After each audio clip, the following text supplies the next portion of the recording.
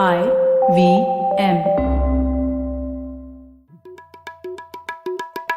भाई हम हिंदुस्तानियों को बतियाना बड़ा पसंद है। बंगाली में अड्डा, उड़िया में खोटी, कन्नड़ा में हरटे और हिंदी में पुलियाबाजी। इस कला के लिए हमारी हर भाषा में एक शब्द है। तो प्रणय और मैं तो अक्सर मिलकर पुलियाबाजी करते ही रहते हैं। हमने सोचा कि आपको भी इसमें शामिल कर लिया जाए।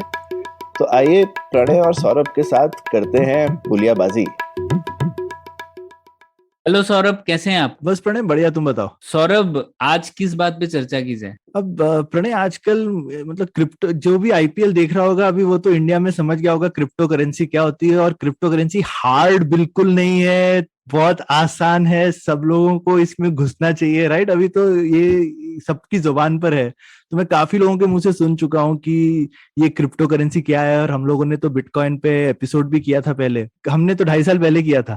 तो लेकिन ये अचानक से कैसे इतना बड़ा हो गया है और इसमें और क्या क्या हो गया है नया। 2.5 साल इसमें तो एकदम पूरे जीवन काल जितना बड़ा समय है क्रिप्टो की दुनिया में। तो एक अपडेट का टाइम आ गया है मेरे ख्याल से। तो आज का एपिसोड जरा ये क्रिप्टो की दुनिया में किया जाए। हाँ, मुझे नहीं लगता अभी भी लोगों को समझ में आया है क्या है, पर इंटरेस्ट तो है, काफी इंटरेस्ट हो गया है। और शायद नई बात यह है कि अब फिनेंस से भी बाहर निकल गया है ना, ये जो हम लोग बात कर रहे हैं ब्लॉकचेन की। क्योंकि मुझे याद है पिछली बार जब हम लोगों ने एपिसोड किया था, उसका एपिसोड का टाइटल भी था बिटकॉइन एक क्रांतिकारी सोच। तो अब वो क्रांतिकारी सोच शायद अब 2.5 साल बाद प्रैक्टिस में आ रही है और हम लोग थोड़े क्रांतिकारी एप्लीकेशंस भी देख रहे हैं। तो समझना चाहिए इसके ऊपर क्या हो क्या रहा है। बिल्कुल बिल्कुल। तो हमारे साथ फिर से हम लेकर आए हैं नीलेश को, जिन्होंने पिछली बार इतने अच्छे से समझाया था बिटकॉइन के बारे में और ब्लॉकचेन के बारे में भी। तो नीलेश, स्वागत है आपका फिर से। Thanks Saurabh, thanks Pranay. तो नीलेश, क्योंकि हमने बहुत पहले किया था तो एक थोड़ा रिकैप मारना पड़ेगा अपने ज्यादातर श्रोताओं के लिए। तो आई थिंक बिटकॉइन पे हमारा एकदम कुछ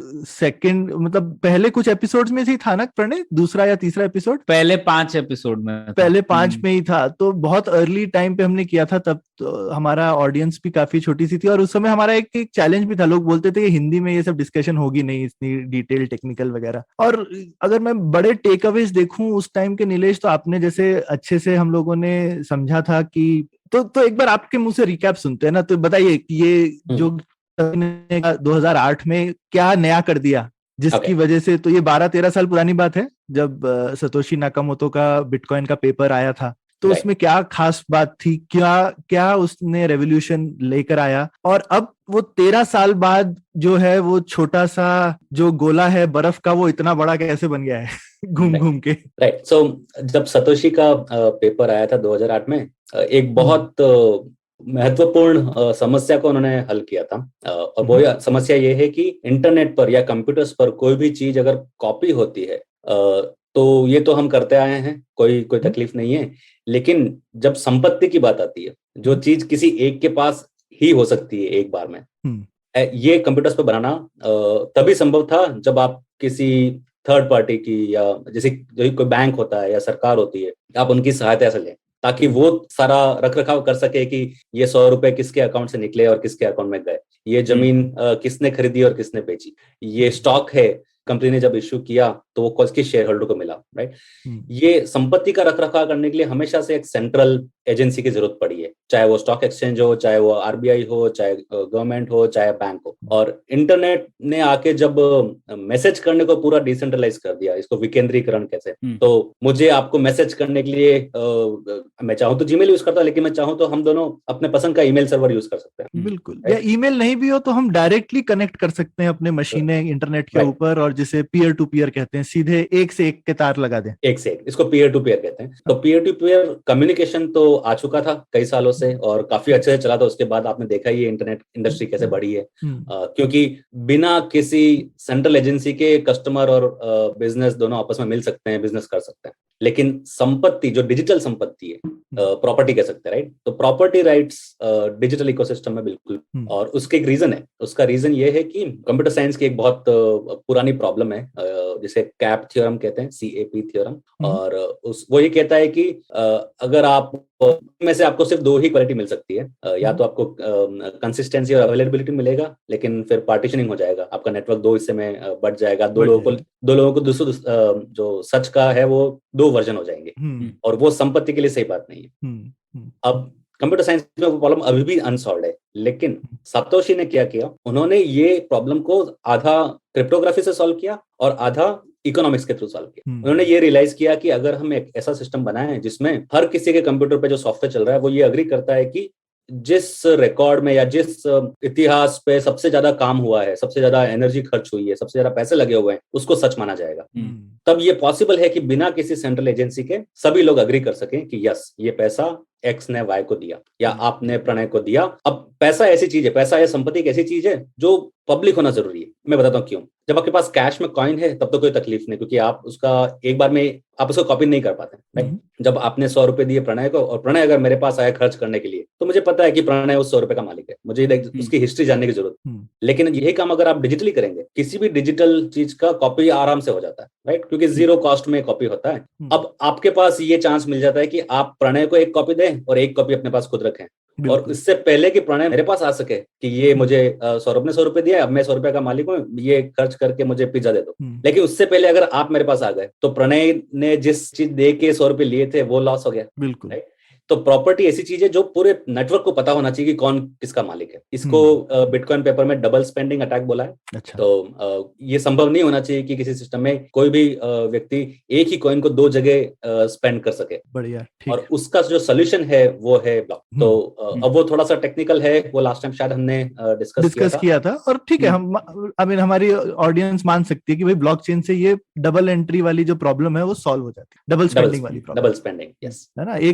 एक अगर किसी ने पूरी बेसिकली ये एक ऐसा बही खाता है जो सबके पास है, एक बही खाता है सबके पास है, और इसमें फेरबदल करना ऑलमोस्ट असंभव है। हाँ। अगर आप फेरबदल करेंगे तो पूरा नेटवर्क को पता चलेगा और आपका ही नुकसान होगा। बिल्कुल बिल्कुल बिल्कुल। और लेकिन एक और बड़ी खास बात है ना बिटकॉइन की, कि ये बही खाता है जो सार्वजनिक बही खाता है, लेकिन आप वहां पर बिल्कुल जिसको कहते हैं अनोनिमस रह सकते हैं और आप अपनी आइडेंटिटी जो है वो, तो ये कैसे खेल है? करेक्ट। सो कंप्यूटर साइंस के क्रिप्टोग्राफी सब्जेक्ट में एक बहुत बोलते हैं पब्लिक की क्रिप्टोग्राफी। इसमें हर इंसान चाहे जितने प्राइवेट कीज बना सकता है, वो प्राइवेट कीज हमेशा प्राइवेट रहती है, कभी किसी के साथ शेयर नहीं की जाती।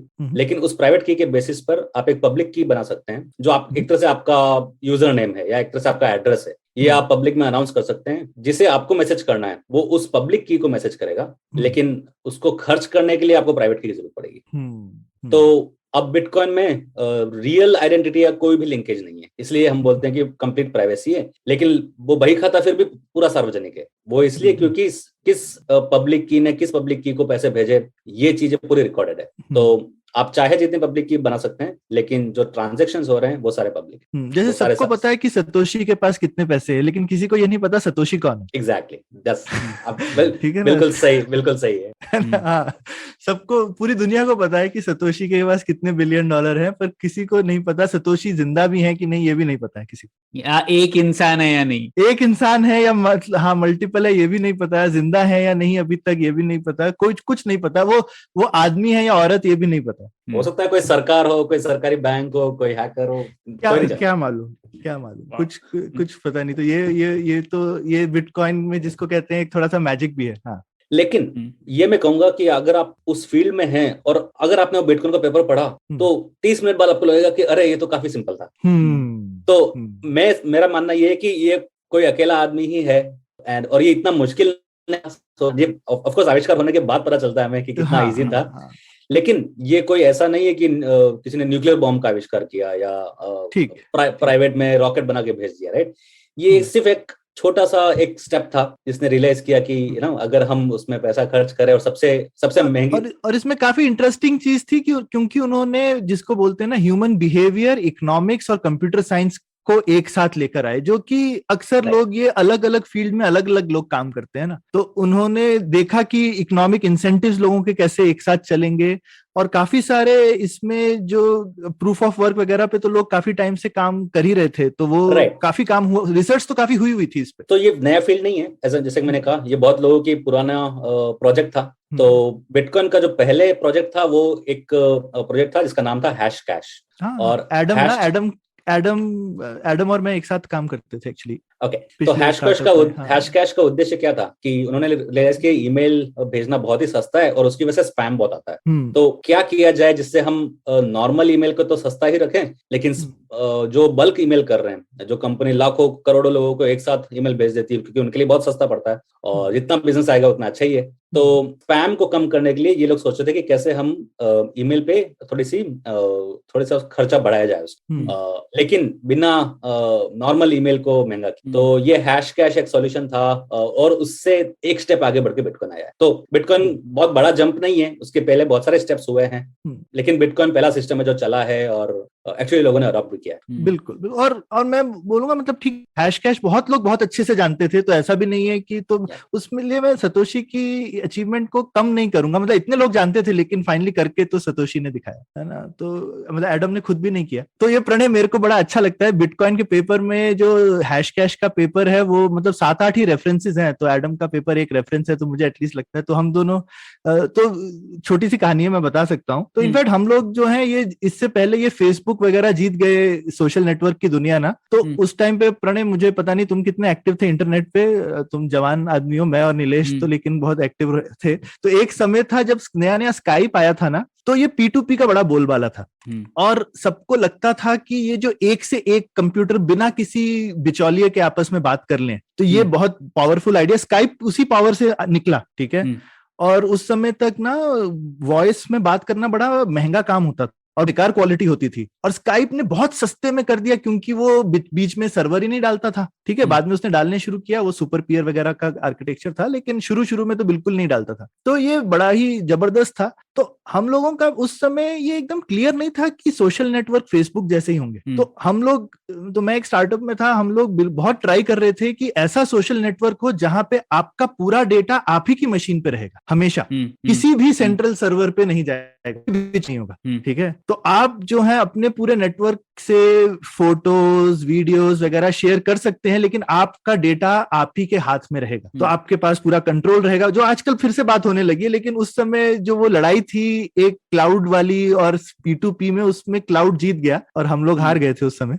लेकिन अभी उससे काफी लोगों को काफी दिक्कत भी है, राइट। अभी बहुत लोग बोलते हैं कि क्यों हमारा सारा डेटा इंस्टाग्राम और इनके पास चला गया है, फेसबुक वगैरह के पास, क्या हम इसका कुछ कर सकते हैं, क्या हम वापस लेकर आ सकते हैं। तो ये 2004-5 टाइम फ्रेम में ये ऐसा नहीं था कि ये तय ही था कि ये लोग जीतने वाले हैं, लड़ाई ओपन थी, पर हम जैसे लोग हार गए उस समय।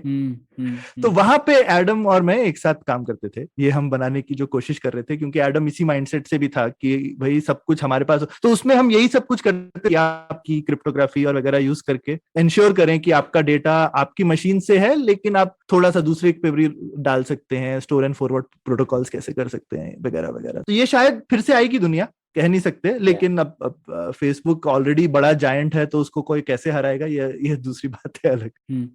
लेकिन इसमें मेरा सवाल था, जैसा जो सौरभ आपने विश्लेषण किया वही वेब 3.0 उसे ही कहते हैं ना, मतलब हाँ, उसी को कहते का हैं। मोटिवेशन है ना, क्यों जैसे वेब 1.0 था जिसमें ओपन प्रोटोकॉल्स थे, वेब 2.0 में गूगल और दूसरे जैसे बड़े अमेज़न वगैरह बड़े कंपनीज आ गए, और फिर अब वेब 3.0 में लोग, जहां तक मुझे समझ में आया, लोग कह रहे हैं कि आपके 3 चीजें हैं जो एक साथ उन्हीं के पास है। एक तो कोड जो रन करता है और वो संभव करता है आपके कनेक्शंस बनाना वगैरह, दूसरा डेटा जो कि उनके पास ही आप सबमिट कर रहे हो, आपका यूजर डेटा, और तीसरा इंटरफेस जो कि वेबसाइट और ऐप आप देख रहे हो। तो वो सब एक कंपनी के पास है, और वेब 3.0 में शायद वो बोल रहे हैं कि ये सब डिसइंटरमीडिएट हो जाएगा और डेटा आपके पास रहेगा, और शायद इंटरफेस और कोड कहाँ रहेगा वो तो आप दोनों ही बता सकते हैं, लेकिन ये शायद ये विभाजन करने की कोशिश है जिसे वेब 3.0 कहते हैं। ये कहना ठीक है क्या? नीलेश, आप क्या बोलोगे? हाँ, काफी हद तक सही है, यही है। लेकिन वेब 3 नया नहीं है। 2015 में जब इथेरियम आया था, उन्होंने रियलाइज किया कि ज्यादातर लोग अपने टाइम वेब ब्राउजर में स्पेंड करते हैं, तो ब्लॉकचेन के साथ इंटरेक्ट करने के लिए एक ब्रिज टाइप का कुछ इंटरफेस बनाना पड़ेगा। तो उन्होंने जावास्क्रिप्ट में एक लाइब्रेरी बनाई और उसका नाम रखा था वेब 3। तो ये वेब 3 नया नहीं है। दे बेसिकली उनके मन में ब्लॉकचेन के जो लोग हैं उनके मत से Web3 मतलब यही होगा कि सेंट्रलाइजेशन कम हो, लोगों के पास ज्यादा पावर आए, लोग अपने प्रॉपर्टी खुद कंट्रोल कर सकें।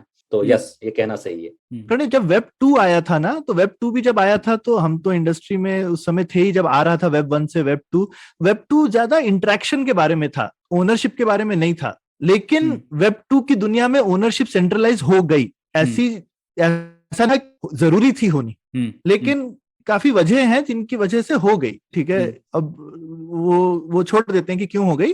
लेकिन वेब 2 जो था वो सिर्फ इस बारे में था कि वेब 1 में आप सिर्फ डेटा कंज्यूम करते थे, लिखते कम थे और इंटरेक्ट कम करते थे उससे। वेब 2 का मेन मकसद यही था कि आप एडिट भी कर सको, चेंज भी कर सको, आप सिर्फ कंज्यूमर नहीं है, प्रोड्यूसर भी हैं।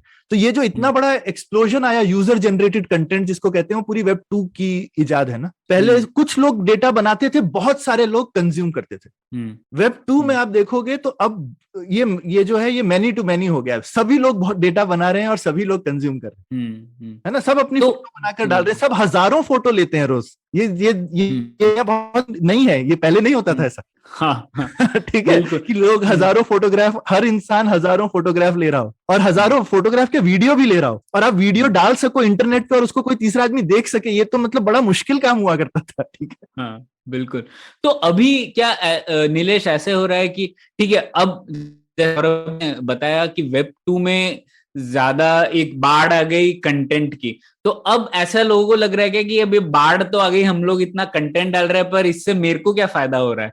तो उस फायदे के चलते चलते नुकसान, फायदे से ज्यादा नुकसान, कि भाई मैं जो इतना डेटा डाल रहा हूँ ये मेरे बारे में इतना कुछ बता रहा है डेटा, और ये है किसी और कंपनी के हाथ में। तो वो, और शायद एक मतलब जैसे वेब 3 में लोग क्या क्रिएटर इकोनॉमी को भी बढ़ावा मिलेगा, तो लोग ये भी सोच रहे हैं क्या कि इतना कंटेंट मैं जनरेट कर रहा हूं तो मैं कैसे इसका फायदा ज्यादा उठा सकूं, और उस वजह से ये अलग चीजों का शोध चल रहा है, ऐसा कहना ठीक है क्या? हाँ, तो अब लंबी कहानी है बिटकॉइन के बाद की जो हिस्ट्री है, लेकिन उससे एक चीज जो संभव हुई है वो ये हो गया है कि जो ओपन सोर्स प्रोजेक्ट्स हैं वो अब अपने यूजर्स को रिवॉर्ड दे सकते हैं। सो अगर आज यूट्यूब जैसे कोई साइट अगर बनाता है वेब 3 वाले इकोसिस्टम में, तो उनका अप्रोच ये रहेगा कि वो बोलेंगे कि अच्छा, जो सबसे पहले इतने वीडियोस अपलोड करेगा उनको इतने कॉइन्स मिलेंगे, जो इतने सब्सक्राइबर्स लेके आएगा उसको इतने कॉइन्स मिलेंगे। और क्योंकि वो कॉइन्स अप्रिशिएट होते हैं तो एक तरह से वो स्टॉक होल्डर हो गए। तो एक तरह से ये प्रोजेक्ट्स अभी इस लेवल पे पहुंच गए हैं कि अब आप कंपनीज को फंड करने के बजाय प्रोजेक्ट्स को फंड कर सकते हो, और प्रोजेक्ट्स का कोई मालिक नहीं है, कोई प्राइवेट लिमिटेड कंपनी नहीं है वो, कि वो सारे प्रॉफिट अपने पास ही रखेंगे। वो प्रोजेक्ट इंडिपेंडेंटली चलता है, इन्फिनिटली चलता रहेगा और अपने यूजर्स को रिवॉर्ड करता है। तो ये एक तरह से फंडिंग का जरिया बन गया है पब्लिक गुड्स के लिए। अब पब्लिक गुड्स में आप चाहे जो चाहे रख सकते हैं, राइट। तो आप ये कहना चाहते हैं कि विकिपीडिया, कौन वो लोग हैं जो विकिपीडिया पर जाकर इतना एडिटिंग करते हैं और इतना क्लीन करते हैं, क्योंकि विकिपीडिया में बहुत सारे लोग आते हैं जो गलत तथ्य डाल के जाते हैं। तो जो क्लीन करने का काम कर रहे हैं उनको क्या मिल रहा है? विकिपीडिया में अभी कुछ नहीं मिलता, राइट। लेकिन क्या हम एक नया विकिपीडिया बना सकते हैं जहां पे कुछ ऐसे इंसेंटिव बनाए जाएं ताकि वो कभी उसको डोनेशन की जरूरत ना पड़े, कभी उसको एडवर्टाइजिंग की जरूरत ना पड़े। ये एक तरीका है सोचने का पब्लिक गुड्स फंडिंग का, और ये पॉसिबल हुआ है ब्लॉकचेन पे। लोग क्राउड फंडिंग कर सकते हैं, राइट।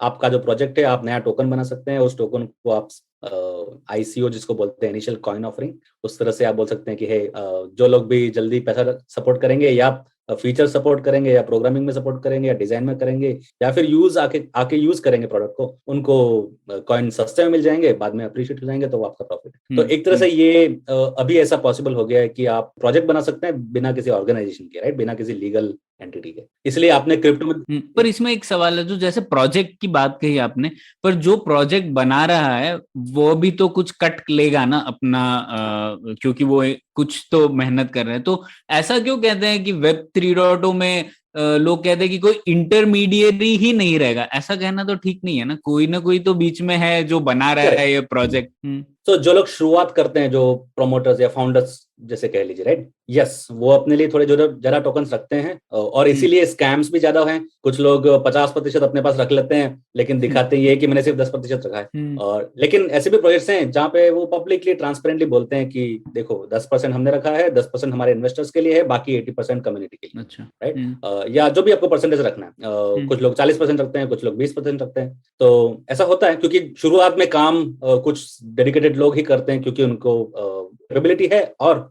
उनमें इंसेंटिव भी है कि यस अगर हम करेंगे तो हम 20% रख सकते हैं। तो ऐसे कई सारे प्रोजेक्ट्स हैं, जैसे फाइलकॉइन है, उन लोगों ने पूरा डेवलपमेंट किया, सॉफ्टवेयर किया, अभी चल ही रहा है डेवलपमेंट का। डेवलपमेंट कोई प्रोडक्ट इतना इजीली बनता नहीं है, लेकिन उसको ऐसी स्टेज पे लाके खड़ा करना जहाँ पे लोग यूज कर सकें, डिजर्व करता है थोड़ा सा इंसेंटिव।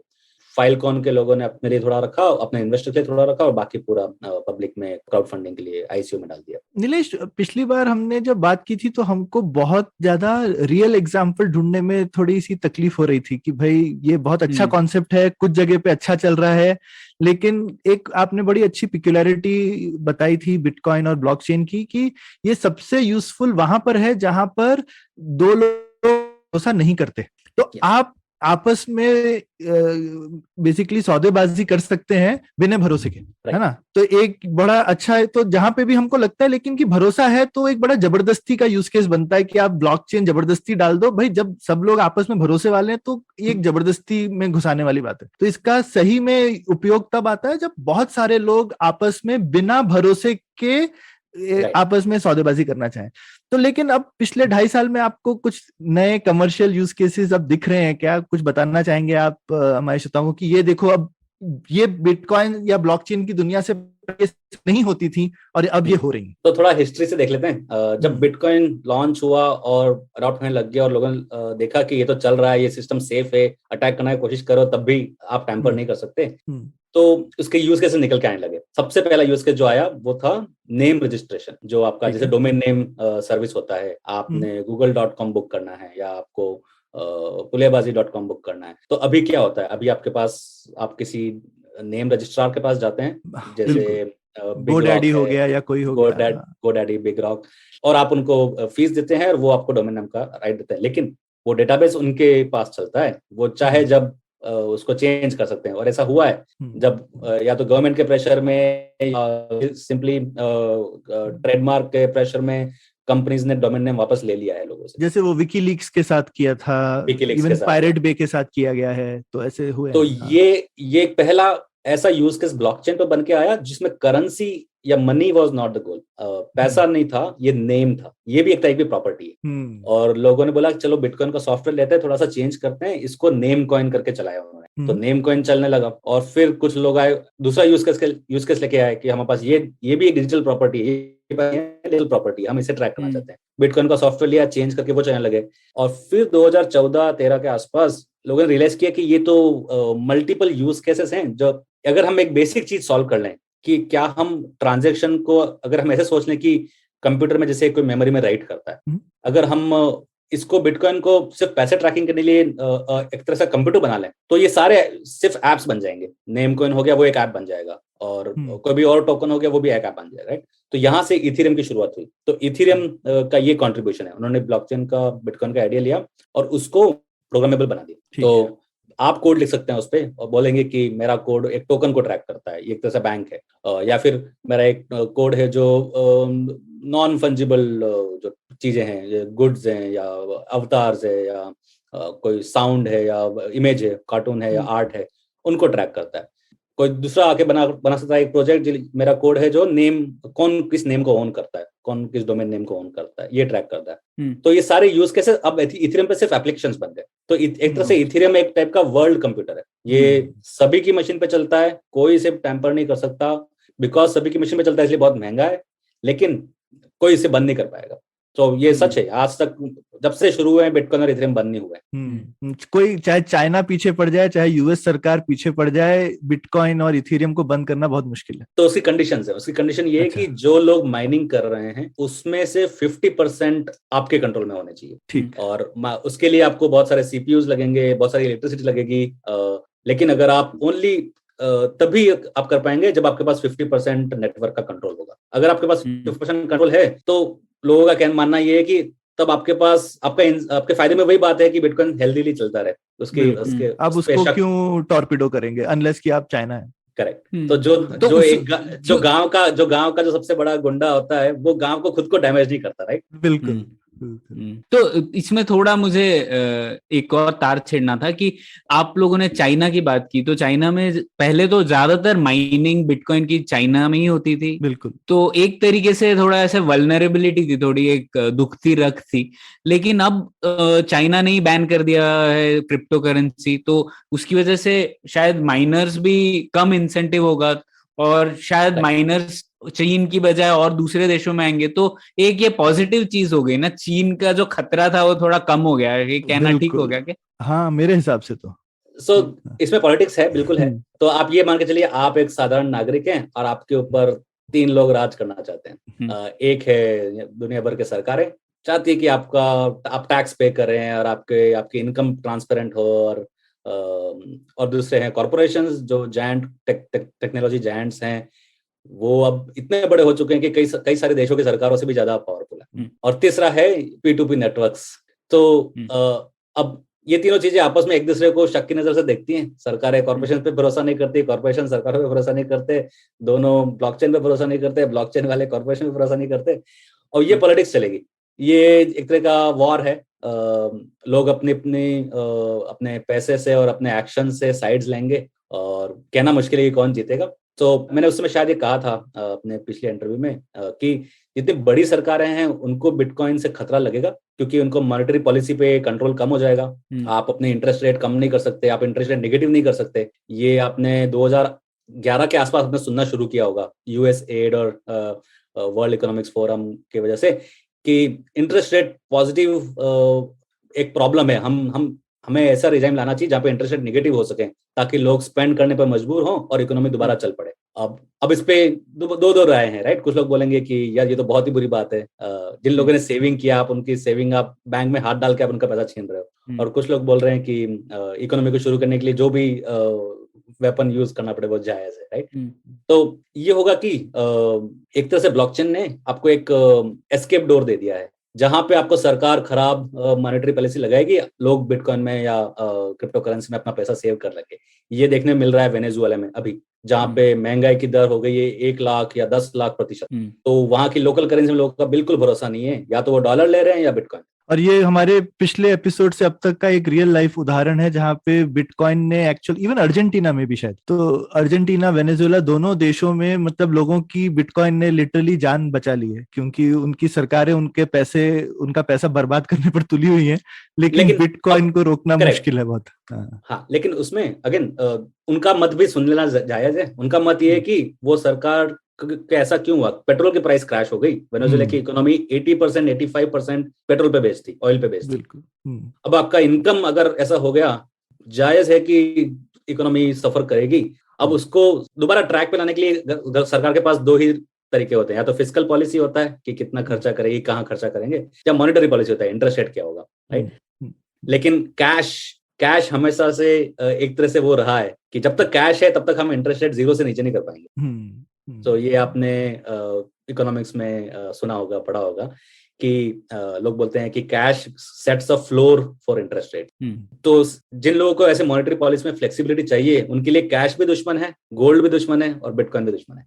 तो अब ये देखना पड़ेगा, अब ये देखते हैं क्या होगा फ्यूचर में। काफी सारी चीजें सरकारों पर डिपेंड करेंगी, काफी सारी चीजें लोगों पर डिपेंड करेंगी। अगर लोग अपनी सारी वेल्थ बिटकॉइन में ट्रांसफर करते हैं और वहां पे ही बाइंग और स्पेंडिंग करने लगते हैं, तो एक तरह से ये प्रेशर गवर्नमेंट पे आता है कि अपनी मॉनेटरी पॉलिसी अब उनके हाथ से निकल रही है। एक तरह से ये कैपिटल कंट्रोल है, राइट, कि आपकी कैपिटल आपकी इकोनॉमी से बाहर जा रही है। अब ये नहीं कह सकते कि यहाँ से निकल के अमेरिका जा रही है या यूरोप जा रही है, ये एक डिजिटल वर्ल्ड में जा रही है।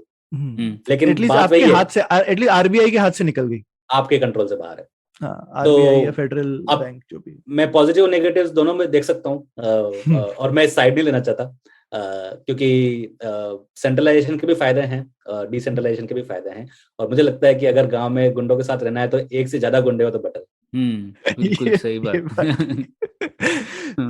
तो प्रणय, उस मामले में बिटकॉइन का जो हमने पिछली बार बोला था कि क्रांतिकारी सोच है, वो बिल्कुल सही निकल के आ रहा है। क्रांतिकारी तो है, मतलब चाइना लिटरली जिसको बोलते हैं बैन करना, मतलब वो डर रहे हैं, और ये उनका डर ही दिखाता है कि उन्होंने लिटरली सब माइनिंग बंद कर दी है, जबरदस्त कंट्रोल वो लोग लेकर के आ रहे हैं। उन्होंने ऐसा नहीं सोचा कि ये छोटी मोटी चीज है, मतलब इस टेक्नोलॉजी में इतनी पावर है कि इसको कंट्रोल करना बहुत मुश्किल है, इसको आप कंट्रोल कर नहीं सकते। ये वो गणित है जो कि मतलब काफी प्योर गणित है। इसके पीछे इसको आपने एक बार अपना लिया तो फिर आपके हाथ से निकल गई डोर। सो करेक्शन, हाँ। सो चाइना ऐसा अब इसलिए कर पा रहा है क्योंकि उन्होंने देखा कि जो बेसिक टेक्नोलॉजी के जो फायदे हैं ये वो ला सकते हैं, अपने लोगों को दे सकते हैं बिना जो डिसेंट्रलाइजेशन वाली बात है उसको छोड़ देते हैं। आप सेंट्रलाइजेशन से भी कर सकते हैं, बाकी सारे फायदे ले आते हैं। तो चाइना का प्लान है अभी central bank digital currency launch करने का, इसको बोलते हैं सीबीडीसी, और सीबीडीसी लॉन्च करने का प्लान है। इसीलिए शायद वो अब सोच रहे हैं कि अब बिटकॉइन को बैन कर सकते हैं क्योंकि हमारी टेक्नोलॉजी आने वाली है। और सीबीडीसी के उनके जो एप्लीकेशन है वो वही है जो मैंने आपको गिना है, राइट। उनका प्लान है कि ऐसे रुपए होंगे या ऐसे कॉइन्स होंगे जो सिर्फ स्पेसिफिक पर्पस पे स्पेंड कर सकते हो। तो आपको फूड कॉइन मिलेगा, वो आप सिर्फ फूड के लिए खर्च कर सकते हो। एजुकेशन कॉइन आप सिर्फ स्कूल में खर्च कर सकते हो। हेल्थ कॉइन आप सिर्फ हॉस्पिटल में खर्च कर सकते हो। यहाँ तक कि उन्होंने ऐसा प्रपोजल दिया है कि आपका जो बैंक बैलेंस है उसकी एक्सपायरी डेट होगी, तो आपने जो सैलरी अर्न की है वो आपको 1 साल में खर्च करनी है। अब आप इसको पॉजिटिव चाहे देख लें चाहे नेगेटिव देख लें, लेकिन ये सीबीडीसी में पॉसिबल है और ये वो करने जा रहा है। और बिकॉज वो ये करने जा रहे हैं तो उनके लिए जरूरी है कि वो जितने एस्केप वॉल्व कॉम्पिटिटर को निकाल दें, जो अपने एस्केप वॉल्व्स हैं उनको बंद करें। क्योंकि इससे तो लोग डरेंगे ना। एक तरह से सरकार से आपको इतना डर है कि जब सरकार ने आपको नोट दे भी दिया तो भी वो उन्हीं के कंट्रोल में है। जैसा वो अभी भी है, जैसे डिमोनेटाइजेशन करके आपके जेब के नोट को भी कोई बर्बाद कर सकता है, लेकिन बहुत बड़ी चीज है, हमेशा नहीं कोई करता है। कोई बहुत ही मतलब कोई थोड़ा सरफिरा होगा तभी करेगा, तो लेकिन मुश्किल है करना किसी के लिए। पर डिजिटल में तो बहुत आसान है, कोई कभी भी डिसाइड कर सकता है कि आपके सारे पैसे अब आपके नहीं है। एक गलत आपने वेबो पे मैसेज लिखा तो गया आपका सीबीडीसी जीरो हो जाएगा। हाँ, आपके पैसे जीरो कर दिए कि भाई अब आप कल से आप अभी आपके पास में $1 बिलियन थे, अभी कल आपके जीरो हो जाएंगे। और ये सीबीडीसी का प्लान सिर्फ चाइना का नहीं है, बिकॉज ब्लॉकचेन के बेनिफिट सबको अवेलेबल है। जैसे न्यूक्लियर पावर अगर आप इन्वेंट करते हैं, आप ये सोच रहे हैं कि सिर्फ इलेक्ट्रिसिटी प्रोड्यूस होगी तो गलत है ना, कोई तो वेपन के लिए यूज करेगा, कोई उसके लिए बाकी चीजें भी बनाएगा। तो technology always is like a two edged sword. आप उससे आप खुद दुश्मन को भी काट सकते हैं और खुद को भी काट सकते हैं। सीबीडीसी का प्लान बहुत सारे कंट्रीज में चल रहा है, इंडिया भी सोच रहा है, यूएस भी सोच रहा है, बहुत सारे कंट्रीज सोच रहे हैं, बिकॉज इसके फायदे हैं। जो स्मार्ट कॉन्ट्रैक्ट वाला जो टेक्नोलॉजी है उसके फायदे हैं कि अब आपको इंश्योरेंस के लिए, जैसे आप सोच रहे थे, इंश्योरेंस का जो कॉन्ट्रैक्ट बनेगा वो बहुत ही सिंपल होता है। अगर ये घटना हुई है तो इसको इतने पैसे मिलेंगे, अगर नहीं हुए तो इसको इतने, दूसरे पर्सन को इतने पैसे मिलेंगे। ये चीज के लिए अभी हमें कंपनीज बनानी पड़ती है जिनका आईपीओ होता है, रेगुलेशन होता है, और इंश्योरेंस की कॉस्ट बहुत बढ़ जाती है। अगर इंश्योरेंस का एक स्मार्ट कॉन्ट्रैक्ट बन जाए तो आपके इंश्योरेंस की कॉस्ट, जो ट्रांजेक्शन कॉस्ट है, जो ऑपरेटिंग कॉस्ट है, वो आप ऑलमोस्ट नील कर सकते हैं। तो आपका जो खर्चा हो जाएगा वो ये डिसाइड करने में चलेगा कि क्या एक्चुअली एक्सीडेंट हुआ। अगर एक्सीडेंट हुआ तो इतने पैसे अपने आप निकल जाएंगे। तो ये सब चीजें स्मार्ट कॉन्ट्रैक्ट में संभव हो जाएंगी। ये फायदे हैं। अब उन फायदे के साथ साथ अब सेंट्रलाइजेशन भी आ रहा है। तो जैसा कि मैंने कहा, 3 पार्टियां हैं गेम में, तीनों अपने अपने गेम्स खेलेंगे, और लोगों पर डिपेंड करता है लोग किसको अडॉप्ट करते हैं और कहाँ अपना टाइम और पैसा इन्वेस्ट करते हैं। बिल्कुल। तो इसमें एक जो 3 बड़े नाम दिखते हैं नीलेश, उन पे आते हैं लोग। एनएफटी की बात करते हैं, नॉन फंजिबल टोकन, जो बहुत नई चीज है, क्योंकि पहले तो हम सिर्फ पैसा फंजिबल टोकन है ना, कि आप एक से दूसरे को दे दिया, दूसरे, राइट। लेकिन एक जो नॉन फंजिबल टोकन, जो कि एकदम पैसे का उल्टा है कहने को, तो एक पैसे की उल्टी चीज बेसिकली लगभग। और दूसरा तीनों का नाम ले लेते हैं, फिर एक एक करके बढ़ेंगे। तो एनएफटी की बहुत बात हो रही है और बीच में खूब पॉपुलर हुआ, क्योंकि ये लोगों ने एक मतलब डिजिटल आर्ट वगैरह मिलियन डॉलर की बिक रही है, तो उसको लेकर के काफी लोग बहुत चकित और परेशान है। दूसरा एक डेफाई की बात होती है, डिसेंट्रलाइज्ड फाइनेंस की, जिसकी दुनिया में आप बहुत हैं घुसे हुए, तो उसके बारे में बात कर सकते हैं। या फिर जैसे आप जो इंश्योरेंस के यूज केसेस बता रहे हैं, सेंट्रल बैंक के बता रहे हैं, और बिटकॉइन जिसका पार्ट है इन अ वे।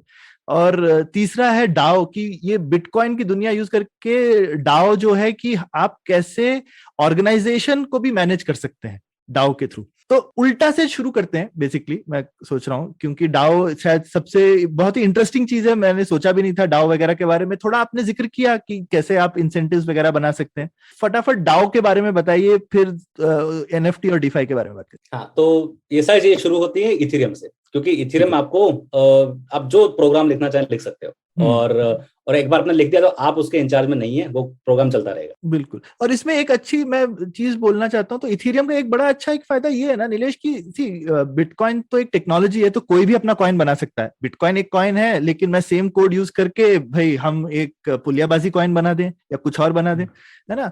लेकिन कोई भी नया आदमी कॉइन बनाएगा तो उसके लिए इतनी अडॉप्शन और इतना इंफ्रास्ट्रक्चर कि उसको कोई थर्ड पार्टी आके फटाफट उठा ना ले, ये बड़ा मुश्किल है बनाना।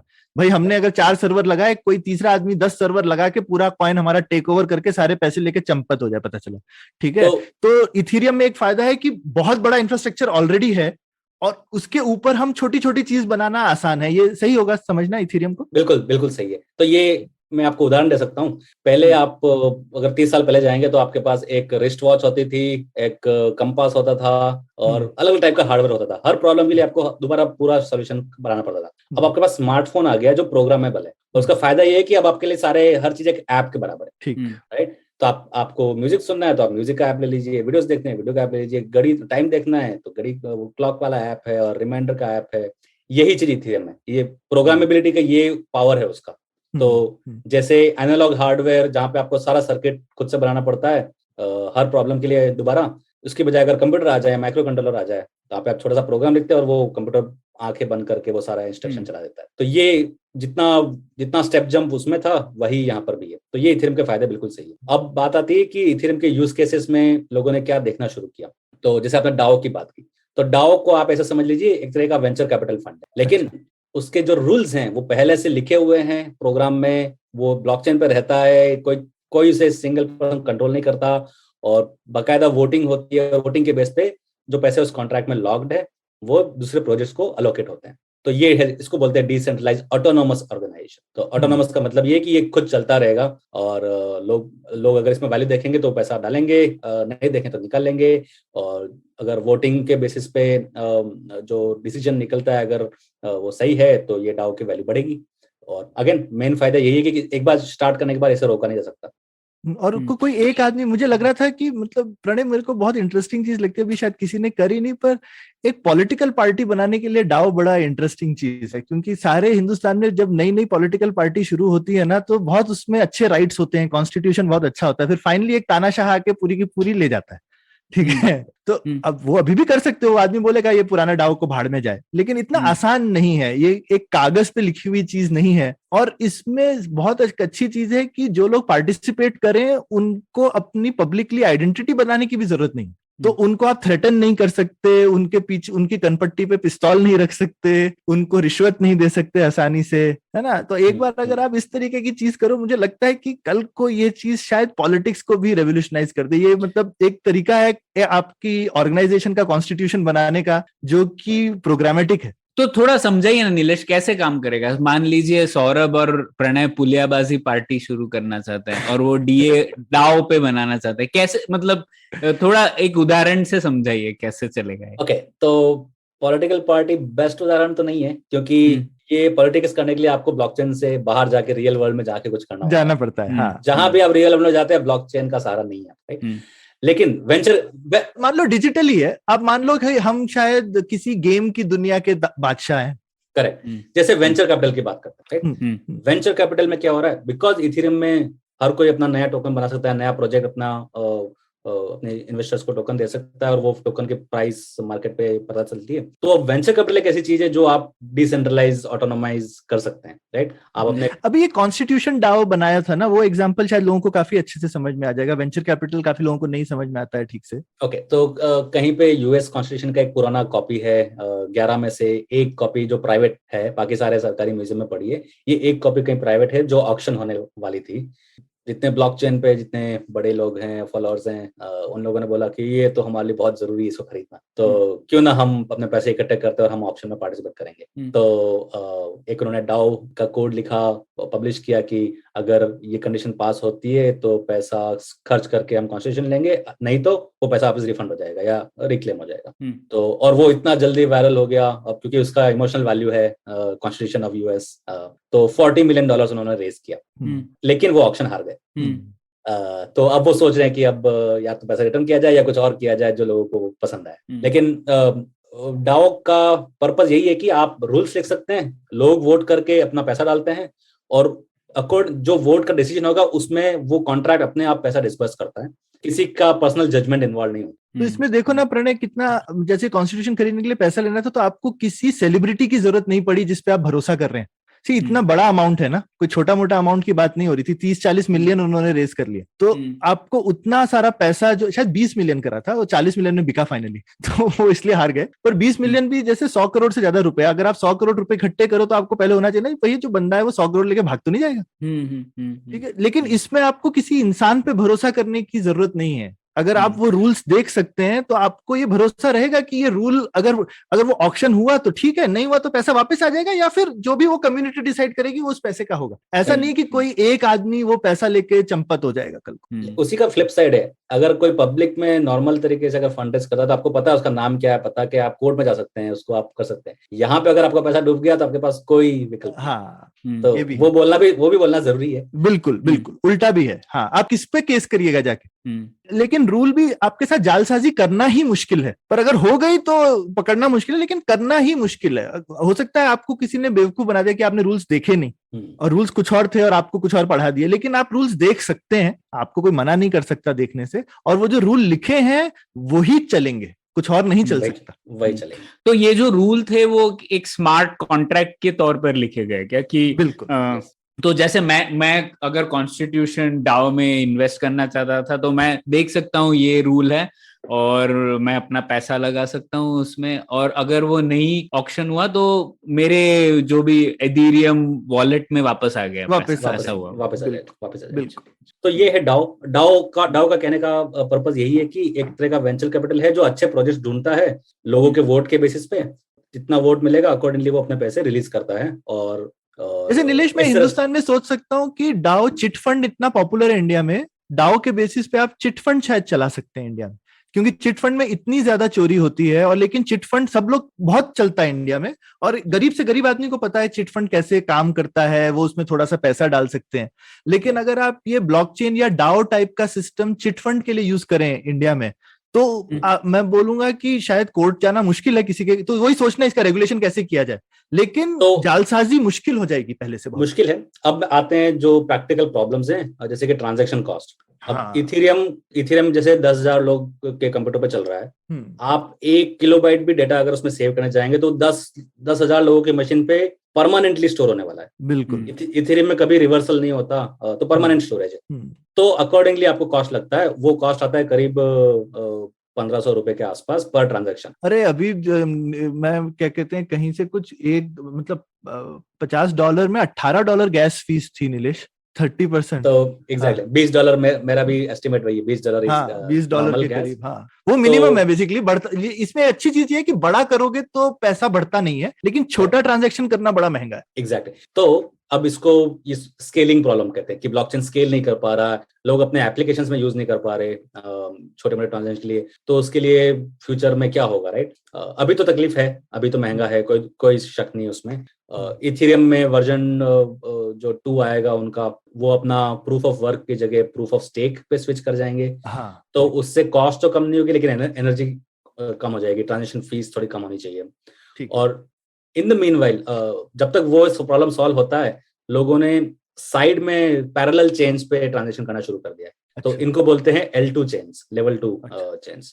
तो L2 चेन्स में कंसेंसस थोड़ा वीक होता है, लेकिन वो टाइम टू टाइम अपना प्रूफ मेन L1 चेन पे डालते रहते हैं। तो वो आप पैसे इकट्ठे करके डाल लो, क्योंकि फाइनली एक डेटा एंट्री में आप लिख रहे हो कि मैं 100 रुपए डाल रहा हूँ या 1000, लिखना तो एक ही है, तो ट्रांजैक्शन फी कम हो जाती है। तो L1 और L2 दो टाइप की चेन्स हैं अब, और ये इकोसिस्टम काफी डीप हो चुका है, बहुत बड़ा है। अगर आपको जैसे कोई NFT सेल करना है या कोई टोकन सेल करना है तो और आपको ट्रांजैक्शन फीस नहीं देनी तो आप L2 पर कर सकते हैं। तो मेरे ख्याल से डिफाई एक तरह से हम बार बार डिस्कस करते जा रहे हैं, क्योंकि उसमें ये जितनी भी हम पैसों की आप बात कर रहे हैं वो सारी एप्लीकेशन मिला करके एक तरह से डिस्ट्रीब्यूटेड फाइनेंस है, नहीं ऐसा बोल सकते हैं? बिल्कुल है। तो बात शुरुआत हुई टोकन से, कई सारे लोगों ने टोकन्स बनाए, सबका अलग प्राइस बना, सबका अलग अलग एक्सचेंज है। फिर उनका स्टैंडर्डाइजेशन हुआ, तो आजकल बोलते हैं ERC20, ये एक तरह का स्टैंडर्ड टोकन होता है जो सारे वॉलेट समझते हैं, सारे एक्सचेंज समझते हैं। फिर बात आई कि अच्छा, अगर मुझे एक टोकन से दूसरे टोकन में कन्वर्ट करना है, लेकिन मुझे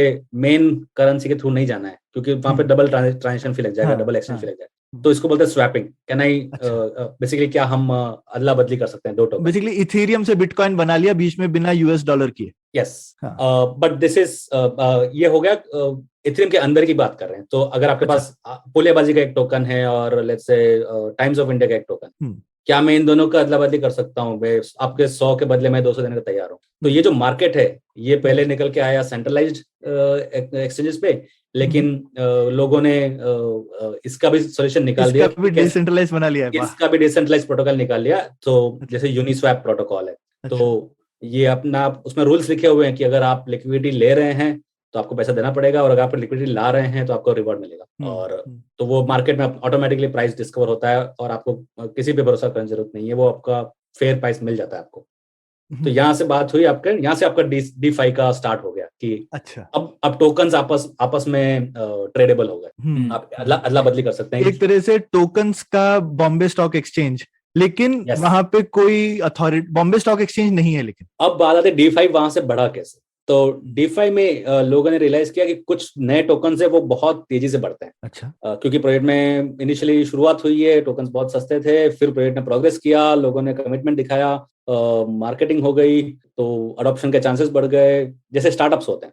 तो आप ये मान लीजिए कि DeFi जितने सारे टोकन है आप उनको स्टार्टअप्स मान लीजिए, और DeFi एक तरीका है एक स्टार्टअप के स्टॉक बेच के दूसरे स्टार्टअप के खरीदने का। अच्छा। लेकिन क्योंकि कुछ टोकन्स में इतनी तेजी से ग्रोथ होती है, तो लोगों ने स्टेकिंग वगैरह शुरू किया। तो इसको बोलते हैं कि आप अपने फंड्स को लॉक कर लीजिए और किसी और को आप एक तरह से आपने उनको लोन दे दिया है, वो उसका इन्वेस्टमेंट कर रहे हैं और आपको यील्ड दे रहे हैं 3%, 5%, 30%। जैसे लोग लोन लेके शेयर प्राइस में पैसे लगाते हैं, शेयर्स में पैसे लगाते हैं, एक तरह ये एक तरह से वही चीज है। स्टेकिंग जरा उसका अच्छा तरीका है, जबकि लोन वोन लेके स्टॉक में लगाना पैसा थोड़ा सा रेगुलेटेड है बाय द वे।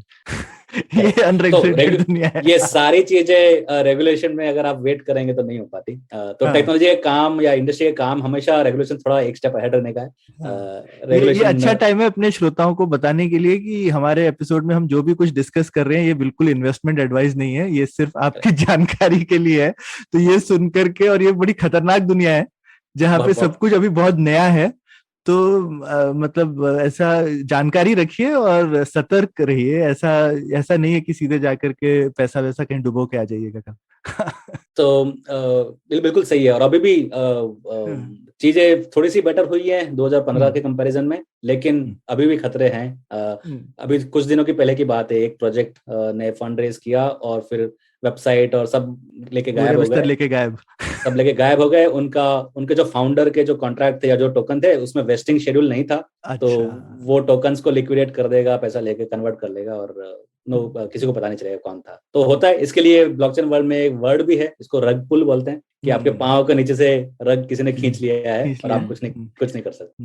लेकिन जो DeFi का जो मेन फंडामेंटल प्रॉमिस है वो ये है कि स्टार्टअप्स की क्राउड फंडिंग हो गई है, पूरा पब्लिक हो गया है। आपको ये प्रूव करने की जरूरत नहीं है गवर्नमेंट को कि मैं समझता हूँ मार्केट में क्या खतरे हैं, मेरा नेटवर्थ इतना है, मेरा इनकम स्टेबल है और मेरा बेसिकली मैं दिवालिया नहीं हो जाऊंगा। ये सारे कंट्रीज में रेगुलेशन होते हैं। यूएस में इसको एक्रेडिटेड इन्वेस्टर बोलते हैं। इंडिया में भी HNI के बेसिस पर आपको कुछ चीजें इनेबल होती है, जैसे कि आई थिंक AIF बोलते हैं इंडिया में, जो ऑल्टरनेट इन्वेस्टमेंट फंड है। आप उसमें 1 करोड़ से कम रुपया नहीं लगा सकते। तो ये छोटे इन्वेस्टर्स को बचाने के लिए करती है सरकार कि अगर आपके पास 1 करोड़ रुपए है लुटाने के लिए तो इसका मतलब है आप लुट सकते हैं, लेकिन आप 1000 रुपए मत लगा के लुटाइए। तो रेगुलेटेड सिस्टम में ऐसे रूल्स होते हैं जो प्रोटेक्ट करने के लिए बनाए गए हैं। क्रिप्टो में ये प्रोटेक्शन नहीं है। अब आप इसको अच्छा माने चाहे बुरा माने, ये आप पर है। लेकिन यस, आप चाहे तो 1 लाख रुपए से आप नए प्रोजेक्ट्स के टोकन में आप पैसा लगा सकते हैं। और उसकी जो ग्रोथ है, अगर आपको टोकन पे भरोसा नहीं है तो आप उसको एक तरह से म्यूचुअल फंड बना सकते हैं, मल्टीपल टोकन्स में शेयर कर सकते हैं। अगर आपको नेटिव टोकन ही रखना है तो आप उसको होल्ड करके रखिए, लेकिन किसी और को स्टेक कर दीजिए, वो आपको यील्ड देगा, जो भी 10%, 20% जो भी है। बट ये पूरा जो इकोसिस्टम है वो डिसेंट्रलाइज्ड फाइनेंस कहलाता है। तो अब आते हैं जो एकदम जिसको कहते हैं कि बहुत पॉपुलर हो गया है, क्रिएटर इकोनॉमी और ये सब ना। तो NFT क्या है, पहले बताइए। ओके, तो F का मतलब है फंजिबिलिटी, और फंजिबिलिटी एक इंग्लिश वर्ड है, उसको समझ लेते हैं। अगर कोई चीज उसी टाइप की या उसी की तरह की चीज रिप्लेसेबल है और कोई फर्क नहीं पड़ता, तो उसे हम बोलते हैं ये फंजिबल है। तो जैसे कि अगर आप 1 रुपए का कॉइन है और उसको मैं लेके आपको दूसरा 1 रुपए का कॉइन दे दूं, तो आपको कोई फर्क नहीं पड़ता, वो उसकी वैल्यू उतनी की उतनी है, उसका कोई मीनिंग नहीं है बिसाइड्स की उसकी वैल्यू कितनी। ये तो हो गया फंजिबल टोकन। फंजिबल। तो जितने करेंसीज हैं या टोकन्स हैं, जो फंजिबल टोकन है, जो शेयर्स हैं, प्रोजेक्ट के शेयर्स हैं, ये एक तरह से फंजिबल है। लेकिन बिकॉज इथेरियम आपको कुछ भी प्रोग्राम लिखने की इजाजत देता है, तो ऑब्वियस सॉल्यूशन है कि ओके, नॉन फंजिबल टोकन। सो ये हो गया NFT। अब इसका यूज केस क्या होगा? जैसे आपका कोई प्लॉट ऑफ लैंड है, आपके पास जमीन का प्लॉट है, मैं ये नहीं कह सकता कि आपका ये प्लॉट ले लेता हूँ, आपको दूसरा प्लॉट वहां शहर के दूसरे कोने में देता हूँ, आपको वो मान्य नहीं होगा, क्योंकि प्लॉट की वैल्यू उसके नेबरहुड से आती है, उसके इकोसिस्टम से आती है, वो यूनिक है, ये फंजिबल नहीं है। तो ऐसे टोकन्स को नॉन फंजिबल बोलते हैं। अब डिजिटल इकोसिस्टम में नॉन फंजिबल आइटम्स क्या हो सकते हैं? शुरुआत तो यही हुई है जो आप बोलते हैं क्रिप्टो किटीज, या कि किसी ने मेरे लिए अच्छा कार्टून बना के दिया है, वो कार्टून मैं प्रूव करना चाहता हूँ कि वो मेरी ओनरशिप है, वो मेरा है, और उस कार्टून जैसा दूसरा कुछ नहीं है, राइट? आप दूसरा बनाओगे तो वो सेम बात नहीं है, ये अलग है। तो अगर उसकी ओनरशिप हमें ट्रैक करनी है, मैं खरीद रहा हूँ किसी से और फिर मैं किसी को बेच रहा हूँ, तो ट्रांसफरशिप, जो ओनरशिप जो ट्रांसफर हो रही है, वो तो मुझे ट्रैक करनी ही है, लेकिन ये फंजिबल नहीं। तो ये बहुत सिंपल है इथेरियम में कोड करना। इसको NFT बोलते हैं। जो पहला पॉपुलर यूज केस आया वो क्रिप्टो किटीज था, और उन लोगों ने ये स्टैंडर्ड बनाया, और वो क्रिप्टो किटीज लोगों ने ट्रेड करना शुरू किया। लोगों ने क्या वैल्यू देखी उसमें, ये क्वेश्चन हमेशा आएगा। ये वही बात है कि लोग क्यों मोनालिसा के पेंटिंग को इतना महंगा मानते हैं, या क्यों ममता बनर्जी की कविताओं की किताब खरीदते हैं लाखों रुपए देके। कुछ लोग कहते हैं कि स्टेटस सिंबल है, कुछ लोग कहते हैं कि मनी लॉन्ड्रिंग है, कुछ लोग कहते हैं कि ब्राइब है। जो भी है, ये NFTs हैं। अब आप NFTs का जो कॉन्सेप्ट है वो बहुत ही सिंपल है। वो बोलता है कि ऐसा टोकन जिसकी एक ही सप्लाई है, उसको डिवाइड नहीं कर सकते आप, उसका कॉपी नहीं कर सकते, और लेकिन वो ट्रांसफर हो सकता है और ट्रेड हो सकता है, और उसका ओनरशिप हमेशा ब्लॉकचेन पर रहेगा। अब ये टेक्नोलॉजी आ गई, तो अब जो एंटरप्रेन्योर्स हैं वो उनका यूज कैसे सोचते हैं। सबसे पहले निकल के आया गेम्स। गेम्स में जो अवतार्स होते हैं कि अच्छा, क्या मैंने गेम में जो मैंने ड्रेस पहना है, क्या मैं वो ड्रेस का NFT ले सकता हूँ? तो यहाँ से शुरुआत हुई है, लेकिन जो फ्यूचर है वो बहुत बड़ा है। तो जो लोग पोटेंशियल की जो बात करते हैं वो आते हैं तब से कि जैसे अगर वर्चुअल इकोनॉमी है, जैसे फेसबुक में मेटावर्स की बात होती है, या जो सेकंड लाइफ करके गेम हुआ करता था, जहाँ पे आप वर्चुअल एक प्लॉट खरीद सकते हो, तो वहाँ पे आप घर बना सकते हो, ऑफिस बना सकते हो। $1 हुआ करते थे वहाँ पे। हाँ, तो वहाँ पे अगर आप ये परचेस कर रहे हो, जो भी आपका अकाउंट है उस गेम में या उस ऐप में, वो एक तरह का NFT। तो अब वो NFT की वैल्यू ब्लॉकचेन के अंदर खुद कुछ नहीं है, लेकिन क्योंकि वो गेम में यूजेबल है तो उसकी कुछ यूटिलिटी है। तो ये आप पैटर्न बहुत कॉमन देखेंगे कि कुछ यूटिलिटी होती है और उसके ऊपर सारा मीम्स और नेटवर्क इफेक्ट और स्पेकुलेशन आ जाता है। तो आपको एक बेसिक यूटिलिटी चाहिए होती है, जैसे कि अगर ये आपके पास ये टोकन है तो आप इस प्रोजेक्ट में आप वोट कर सकते हैं। ये बहुत छोटी सी यूटिलिटी है, क्योंकि आप नहीं भी करें तो ज्यादातर तो वोटिंग से नहीं सही डिसीजन आ ही जाता है। लेकिन अगर ये बेसिक यूटिलिटी है तो आप उसके ऊपर एक वायरलिटी क्रिएट कर सकते हैं, और उससे उस कॉइन की वैल्यू बढ़ जाती है। तो ये अभी देखने मिला कुछ ही दिन पहले इथेरियम नेमिंग सर्विस में, ENS। तो ENS एक तरह का DNS का ऑल्टरनेटिव है जो इथेरियम पे रहता है, और ये सिस्टम कई दिनों से लाइव था, लेकिन अब उन लोगों ने अपने प्रोजेक्ट का जो गवर्नेंस है उसको डिसेंट्रलाइज कर दिया है और उसके लिए टोकन दे दिया है। तो जिसके पास तो जिसके पास टोकन है वो वोट कर पाएगा और उनकी पॉलिसीज चेंज कर पाएगा। तो वो चाहते हैं कि हम सारा बर्डन हम पे ना रहे, हम धीरे धीरे पिक्चर से निकल सकें, और यही उनका डिसेंट्रलाइज प्रोजेक्ट का फिलोसॉफी होता है। लेकिन जैसे ही वो ENS का टोकन लिस्ट हुआ, तो बेसिकली उन्होंने अपने प्रोजेक्ट का हाफ जो है 50% वैल्यू जो है यूजर्स को दे दिया। जिन लोगों ने प्रोजेक्ट की शुरुआत में बिलीव किया था, विश्वास किया था कि ये अच्छा काम कर रहे हैं, मैं एक डोमेन नेम रजिस्टर कर लेता हूँ, चाहे उसमें $20 लग रहे हैं, $30 लग रहे हैं, उन सबको उन्होंने टोकन दिया, और वो टोटल वैल्यू $1.5 बिलियन दिया है। तो $3 बिलियन का प्रोजेक्ट है, आधा वैल्यू यूजर्स को दे दिया उन लोगों ने। तो जो लोग बोलते हैं कि सारे स्कैम्स हैं और सारे टेम्परेरी वैल्यू है, मैं वो मानता नहीं हूँ, क्योंकि ऐसे एग्जाम्पल हैं जहाँ पे जेन्युइनली प्रोजेक्ट्स जो है वो अपने अर्ली एडॉप्टर्स को रिवॉर्ड दे रहे हैं। बिल्कुल बिल्कुल। तो इसमें एक दो चीजें खोलने वाली हैं। तो जैसे सेकंड लाइफ के टाइम पे तो NFT नहीं थे, वहां पे तो ब्लॉकचेन टेक्नोलॉजी नहीं यूज होती थी। तो ये अपने आप में, जिन्होंने नहीं कभी देखा, एक वर्चुअल वर्ल्ड है, आभासी दुनिया, जहाँ पे आप जाकर के आपको जगह वगह दिखती हैं, लोग आपको कार्टूनी कैरेक्टर टाइप दिखते हैं, बाकी लोग उनसे आप बात कर सकते हैं, गाने वाने सुन सकते हैं, साथ में घर बना सकते हैं वगैरह वगैरह। तो अब लेकिन वहां पे ये है कि जो सेकंड लाइफ कंपनी है वो आपका बही खाता रखती है कि तुम्हारे पास ये लैंड है, तुम्हारे पास इतने पैसे हैं या तुमने ये कपड़े खरीदे तो ये तुम्हारे पास ही हैं। तो एनएफटी की दुनिया आएगी तो एक तरह से तो ये अभी नहीं हो सकता। अगर मान लीजिए सेकंड लाइफ खुद ही एनएफटी भी चला दे तो भी तो वही ओन कर रहा है, तो उसका कोई मतलब नहीं बनता, वो फिर भी खुद सब कुछ चेंज कर सकती है। लेकिन इसका फायदा शायद तब है जब आप डिजिटल गुड्स जो है, मैं डिजिटल कपड़े खरीदूं जो मैं सेकंड लाइफ में भी यूज कर सकूं और अपने जूम में भी यूज कर सकूं और मैं व्हाट्सएप पे भी यूज कर सकूं, तब मजा है ना। करेक्ट, तो इकोसिस्टम बनना चाहिए, सही बात कह रहे हैं आप। लेकिन ये भी है कि अगर एक ही गेम है और मान ले कि वो गेम ओपन सोर्स है और आप देख सकते हैं कि किसका कोड क्या है और वो आपके लैपटॉप पे चलता है, तो आप पुराना वर्जन भी यूज कर सकते हैं। ये चीज सैस में थोड़ी सी प्रॉब्लम है, राइट? आप पैसा भी दे रहे हैं और कोड सारा उनके कंट्रोल में, वो जब चाहे जो फीचर निकाल सकते हैं। जब भी आप कोई सॉफ्टवेयर से सर्विस यूज करते हैं, जीमेल यूज करते हैं या हेल्प ज़ेनडेस्क यूज करते हैं, तो लेकिन आप इमेजिन करिए कि ओपन सोर्स प्रोजेक्ट है और ऐसा है जो क्लाइंट पे चलता है, जो लैपटॉप पे चलता है, फोन पे चलता है, तो पुराना फीचर कोई आपसे छीन नहीं पाएगा। तो इतना उस हद तक नहीं है जितना नॉर्मली क्लाउड में देखा गया है।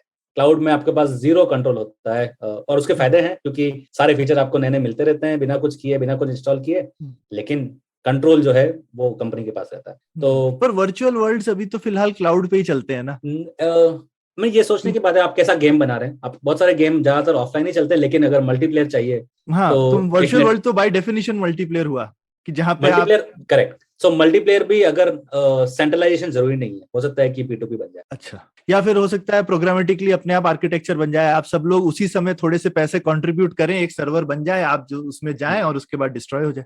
लेकिन NFT का जो कोर पोटेंशियल वो ये है कि ये सिर्फ ऐसी चीजें नहीं है जो इमेज हो गया, कार्टून हो गया, अवतार हो गया या कोई सॉन्ग हो गया। ये रिप्रेजेंट करता है आपका ओनरशिप किसी डिजिटल प्रॉपर्टी का, और वो डिजिटल प्रॉपर्टी ऐप डेवलपर्स है, जो एंटरप्रेन्योर्स है, वो उस पर इनोवेट कर सकते हैं। कल को हो सकता है कि जैसे कि आप अपना गेम में आपने जो अकाउंट बनाया है उसमें अपने जो लेवल्स क्रॉस किए हैं, वो अकाउंट खुद ही एक NFT है, आप उसको बेच सकते हैं। तो आप अगर आप कोई गेम खेलने में बहुत अच्छा है, वीडियो गेम खेलने में बहुत अच्छा है, आप सारे 20 लेवल्स क्रॉस कर दें और फिर आप उसको बेच दें जिसको उसकी जरूरत है कि यार मुझसे तो लेवल क्रॉस नहीं हो रहे थे, तू तेरा अकाउंट मुझे दे दे। Sure. तो ये अपने में बहुत बड़ी चीज है एक्चुअली, क्योंकि आपके पास आज तक इंटरनेट पे प्रॉपर्टी राइट्स नहीं थे, क्योंकि कॉपी करना अनलिमिटेड था और DRM वगैरह चीजें कभी इफेक्टिवली काम नहीं की थी।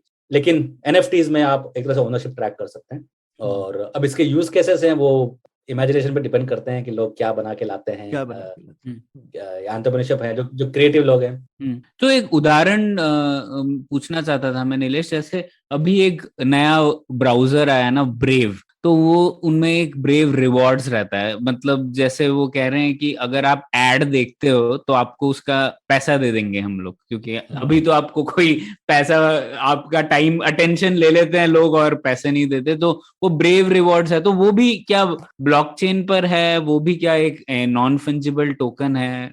राइट, सो उनके पास एक फंजिबल टोकन है, इसका नाम है BAT, ब्रेव अटेंशन टोकन। और उनका पूरा जो बिजनेस मॉडल है वो इस पे बेस्ड है कि अगर लोग, मिलियंस ऑफ लोग अगर हमारा ब्राउजर यूज कर रहे हैं, तो वेबसाइट पे टाइम स्पेंड करने के लिए, हमारे ब्राउजर पे टाइम स्पेंड करने के लिए उनको टोकन मिलेंगे, और वो टोकन उस वेबसाइट को यूजर्स दे सकते हैं जहां पे वो टाइम स्पेंड कर रहे हैं। तो एक तरह से ये पूरा अपने आप में इकोनॉमी है, और अटेंशन इकोनॉमी कह सकते हो आप इसको।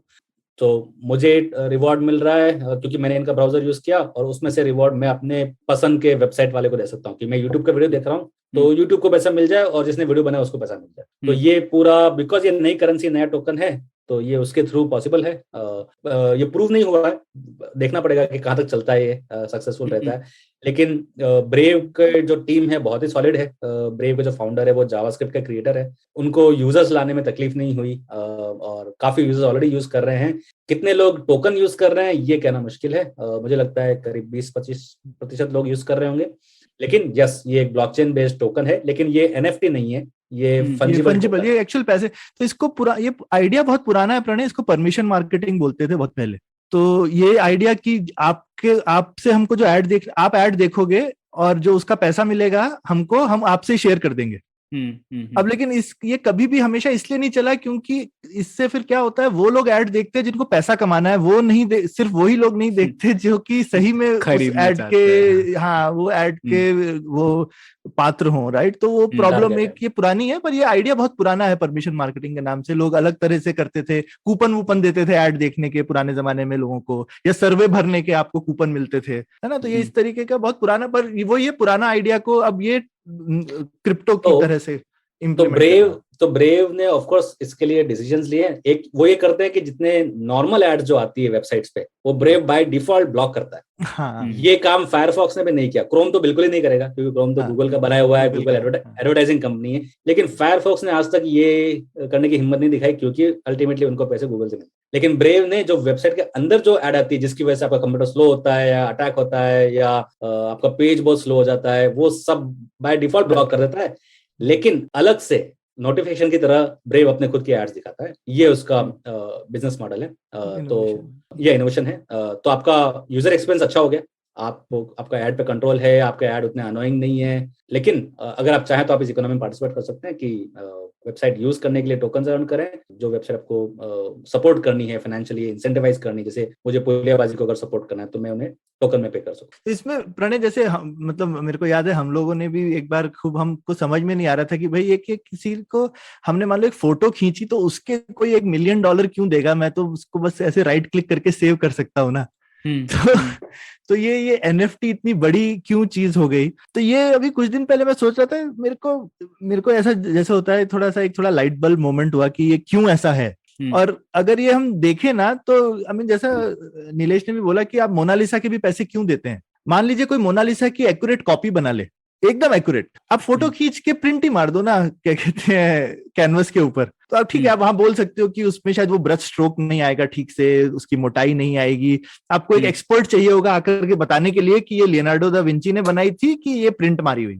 दूर से देख के तो आप नहीं बता पाओगे, ठीक है। अच्छा, मान लो आप कोई बहुत एक्सपर्ट आर्टिस्ट ले आओ जो कि ब्रश स्ट्रोक भी कॉपी मार दे, ठीक है, फिर तो आपको शायद दुनिया के किसी 1 या 2 बड़े एक्सपर्ट के पास जाना पड़ेगा पूछने के लिए कि इसमें से असली मोनालिसा कौन सी है, ठीक है। लेकिन अब जैसे ही पता चलेगा कौन सी असली है, उसका दाम और नकली का दाम में फर्क हो जाता है। तो अब ये वाली जो चीज है, तो एक तो नॉर्मल भी इंसान को 2 चीजों में फर्क करना बड़ा मुश्किल होता है, लेकिन अगर आप वो फर्क कर लो तो प्राइस में फर्क हो जाता है। अब NFT में ये जो फर्क करना है ये बहुत आसान हो गया। अब छोटी से छोटी चीज के लिए फर्क कर सकते हैं। तो आर्ट की दुनिया में अगर आप देखो पहले, तो अनलेस आप ये जो ऑथेंटिकेशन सर्विसेज हैं वगैरह ये महंगी होती हैं, तो इसीलिए आप 500 रुपए की पेंटिंग की काउंटरफीट चेकिंग नहीं करा सकते। लेकिन NFT की दुनिया में आप 500 रुपए की चीज बेच सकते हो और आपको गारंटी हो सकती है कि ये 500 रुपए की चीज उसी की है जो बोल रहा है, क्योंकि उसके पीछे क्रिप्टो है ना। तो ये डिसाइड करना जिसको बोलते हैं ऑथरशिप की चीज असली है। तो अगर तुमने फोटो ली और मेरे से ली, मान लो, और या फिर हम लोग मान लो एक हाँ मान लो फोटो की बात करते हैं, मतलब मैं तो हूं नहीं, पर मान लो मैं अच्छा आर्टिस्ट होता, मान लो, तो और मैं कुछ बना मुश्किल है पर मान लिया, मुश्किल है पर मान लो, हाँ, तो मान लो मैं तुमको दे दूं, तो अगर तुमको इस चीज की वैल्यू है कि हाँ ये तो पेंटिंग, ये तो फोटो सौरभ ने खींच के दी मुझे, और इस चीज की तुम वैल्यू करते हो, और तुम नहीं कुछ 1000-2000 लोग करते, छोटी सी भी कम्युनिटी है, तो उस कम्युनिटी में उसकी वैल्यू हो गई ना। अब उसकी कोई कॉपी करके बेचेगा तो वो बेच सकता है, लेकिन वो वैसा ही है कि आपने मोनालिसा की कॉपी करके बेचती। तो जैसे आपको पता चलेगा कि ये कॉपी है तो उसकी वैल्यू शायद घट के 500 रुपए से 50 रुपए हो जाएगी, ठीक है, या फिर 0 हो जाएगी, क्योंकि डिजिटल कॉपी की तो कोई वैल्यू नहीं। लेकिन अगर वो गारंटीड है कि मेरी ही है, तो शायद वो कोई बोलेगा कि मेरे अगर कोई 2000 चाहने वाले हैं तो शायद वो बोलेंगे हाँ ये सौरभ की हम 500 रुपए दे सकते हैं, सौरभ के हमको खींच करके फोटो दे रहा है तो व्हाई नॉट। तो एक ये वाली जो चीज है कि ऑथरशिप की वैल्यू, और दूसरा एक ओनरशिप की भी वैल्यू है। तुम ऐसे देखो, तुम एक नॉर्मल मान लो टी शर्ट है, लेकिन वो मान लो माइकल जैक्सन ने एक कॉन्सर्ट में पहन के उतार दी, तो उसकी वैल्यू कितनी हो जाती है? 1 लाख रुपए, ठीक है, शायद 300 रुपए की टी शर्ट पहनी होगी। अब NFT में ये भी होता है, ना ही सिर्फ ओनरशिप पर किसके पास वो गया है वो भी पूरा ट्रैक होता है। तो मान लो मैं एक कोई गेमर हूं और मैं एक कोई अवतार पहन के गेम खेलता हूं। अब तुम ऐसे 2 चीज सोच सकते हो, मान लो अवतार जो है वो मैंने बनाया और तुम गेमर हो जो वो गेम खेलते हो, और तुम धुरंधर गेमर हो, ठीक है। तो अब कोई बोलेगा कि वाह ये सौरभ की बनाई हुई ड्रेस जो प्रणय पहन के खेलता था, अब वो मैं खरीद रहा हूं। और इसके मैं 10,000 रुपए देने को रेडी हूँ, क्योंकि जब बाकी लोग इसको देखेंगे तो ये पहचानेंगे कि मैं एक सीरियस गेमर हूँ, जो ये हमारा वर्ल्ड चैंपियन था ना इस गेम का, प्रणय, उसकी पहनी हुई मैं ड्रेस यूज कर रहा हूँ। और ये गारंटीड है, क्योंकि ना ही उस चीज की ऑथरशिप गारंटीड है, बट ओनरशिप भी गारंटीड है कि हाँ वो सही में प्रणय ने पहनी थी। जो कि ये चीज डिजिटल दुनिया में थी नहीं। फिजिकल दुनिया में भी आपको किसी को ट्रस्ट, अभी किसी ने आपको बोला ये माइकल जैक्सन ने पहनी थी, तुम कैसे डिसाइड, तुमको भरोसा कर रहे हो ना किसी पे? गारंटी है क्या कि माइकल जैक्सन ने सही में पहनी थी? कोई भी तुमको चपत लगा सकता है बोल के ये माइकल जैक्सन ने पहनी थी और बेच दे। मेरे पास एक सिंपल थ्योरी है।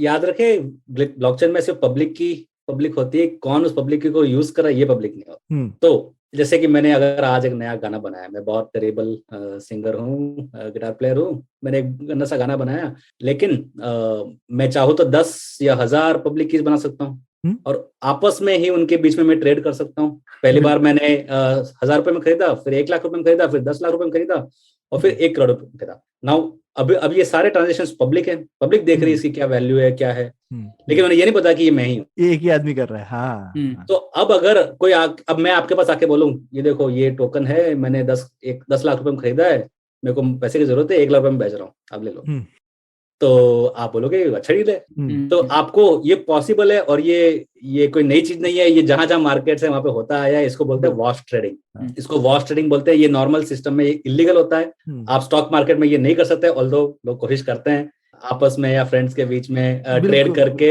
वैल्यू बढ़ाने की। बदला ट्रेडिंग बोलते थे ना जिसको। लेकिन हो सकता है 1 2 3 भी वो एक साथ दबा करके 1 2 3 ट्रेडिंग होती थी ना, तो कि मैं सेल करूंगा तो उसी समय बाय कर, ताकि मेरा तेरे पास ही जाए। ओके। ये क्रिप्टो में क्योंकि कोई रेगुलेशन नहीं है, ये खुलेआम हो रहा है। अब इसीलिए हो सकता है कि एनएफटी की वैल्यू जो आप हाई देख रहे हैं या मान रहे हैं, वो एक्चुअली में वैल्यू उससे कहीं कम है। आपको ये पूछना चाहिए कि कितना टैक्स लोग इस पे पे करने को तैयार है, या कितनी ट्रांजैक्शन फीस इसके लिए देने को तैयार है। उससे पता चलेगा किस एनएफटी की कितनी वैल्यू है। तो क्योंकि अदरवाइज वैल्यू तो मेरे ही अकाउंट्स में हो रही है, एक अकाउंट से दूसरे अकाउंट में जा रही है। मेरा एक अकाउंट ए है और अकाउंट बी है, अकाउंट बी ने ए से परचेज किया 10 करोड़ पे, लेकिन ना तो कोई टैक्स गया ना कोई ट्रांजेक्शन फीस लगी, तो वो वैल्यू को सही मानना गलत है मेरे हिसाब से। तो ये बहुत केयरफुल रहने वाली बात है। आपको वॉश ट्रेडिंग क्रिप्टो में होती है ये मानना पड़ेगा। लेकिन आप जो ओवरऑल जो आपने बात कही है कि ओनरशिप प्रूवेबल है, जो उसका प्रूवनेंस है, जो उसका लिनिएज है, या सारा उसमें ट्रेसेबल है, लेकिन ट्रेसेबल सिर्फ पब्लिक कीज तक है, किस इंसान तक है वो। हाँ, बिकॉज आई मीन प्रणय हो सकता है गेम खेलता हो आई मीन झिंगा लाला के नाम से, तो सब बोलेंगे झिंगा लाला का ड्रेस है, ये नहीं जानेंगे कि वो प्रणय नहीं खेला है, पर लेकिन वो उसी कैरेक्टर से एसोसिएटेड है, ये हम गारंटी कर सकते हैं। और मैं इसलिए इसमें ये बोलूंगा कि शायद जो लोग स्पेकुलेशन कर रहे हैं ना, उनको ये सब खतरा है, पर अगर आप सही में किसी कम्युनिटी का पार्ट है तो आपको डरने की जरूरत नहीं है ना। अगर आप सही में गेमिंग कम्युनिटी का पार्ट हैं और आप वहां पे एक ड्रेस खरीद रहे हैं और आपको लगता है कि मेरे लिए इसकी वैल्यू, तो अगर आप सिर्फ इसीलिए कोई चीज खरीद रहे हैं कि ये महंगी हो जाएगी कल को, तो फिर तो आई मीन अभी पैसे हारने के बड़े तरीके हैं। लेकिन ये एक तरीका है कि अगर किसी भी, पहले क्या था कि दुनिया में कुछ ही बड़े आर्टिस्ट हो सकते थे, अगर आपकी बहुत बड़ी कम्युनिटी है तो ही आप आर्टिस्ट ढंग के बनते थे। लेकिन अब अगर किसी भी आर्टिस्ट की, इसीलिए प्रणय जी क्रिएटर इकोनॉमी की इतनी बड़ी बात हो रही है कि अगर आप एक ऐसे क्रिएटर हैं और आपके 2-3 हजार लोगों की भी कम्युनिटी है, तो उनके बीच में आपकी एक इकोनॉमी बन सकती है। अदरवाइज पहले, क्योंकि लियोनार्डो दा विंची की करोड़ों लोग चाहते हैं, तो एक इकोनॉमी है। तो यहाँ पर स्मार्ट कॉन्ट्रैक्ट्स का पावर देखने मिलता है। आप अपने जो एनएफटी का जो कॉन्ट्रैक्ट है, आप उसमें लिख सकते हैं कि जब भी ये ओनरशिप बदलेगी उसका 5% ओरिजिनल क्रिएटर को जाएगा। हाँ, और जो कि नई चीज में, और जो कि अभी तो है ही नहीं, वो बहुत एक बड़ी अच्छी चीज है। जैसे क्योंकि कई बार होता है जो पेंटर पेंटिंग बनाता है, फाइनली पेंटिंग जब करोड़ों की बिकती है फेमस होने के बाद पेंटर के, उसको तो कुछ नहीं मिलता बेचारे को, कुछ नहीं मिलता, क्योंकि उसने तो पहले बेच दी थी सस्ते में। तो आप स्मार्ट कॉन्ट्रैक्ट में ऐसा रॉयल्टी लिख सकते हैं। हाँ, और ये उस प्रोग्रामेबिलिटी के फायदे हैं। उसके पावर है। आप ऐसी चीजें कर सकते हैं जो आज की दुनिया में पॉसिबल नहीं है।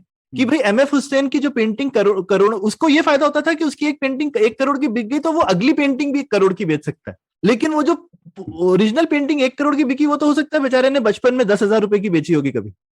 उसका तो उसे कुछ नहीं मिलने वाला था। लेकिन एनएफटी में वो बोल सकता है कि हर बार जब बिके तो मुझे 5% दो, तो शायद वो जब 1 करोड़ की बिके तब भी उसको 5 लाख तो मिलते ना। तो ये सिर्फ डिजिटल इकोनॉमी और डिजिटल प्रोडक्ट्स के लिए ही लागू है ना, मतलब हाँ, जैसे हाँ, स्मार्ट कॉन्ट्रैक्ट्स आप एग्रीकल्चर के लिए यूज कर सकते हैं, क्योंकि ये जो हम लोगों ने प्रॉब्लम बताया कि जो फार्मर है उसको तो रिटर्न नहीं मिल रहा, या हम लोगों ने डिस्कस किया था, उसके लिए अप्लाई तो हो सकता है कि कर सकते हैं, और ये बहुत बड़ा प्रॉब्लम है, इसके बहुत सालों से लोग सोचते आए हैं इसके बारे में। तो इसके लिए सॉल्यूशन ये हो सकता है कि जो भी रियल वर्ल्ड में जो घटनाएं हो रही हैं उनको बोलते हैं, जैसे फैक्ट्स बोल दिया, ब्लॉकचेन को फैक्ट्स के बारे में बाय डिफॉल्ट पता नहीं होता है, वो सिर्फ अपने अंदर के सिस्टम की गारंटी दे सकता है, बाहर क्या हो रहा है किसी को बताना पड़ेगा। लेकिन फिर से आप प्रोग्रामेबिलिटी का फायदा करके आप उसका मार्केट क्रिएट कर सकते हैं, तो इनको बोलते हैं प्रिडिक्शन मार्केट।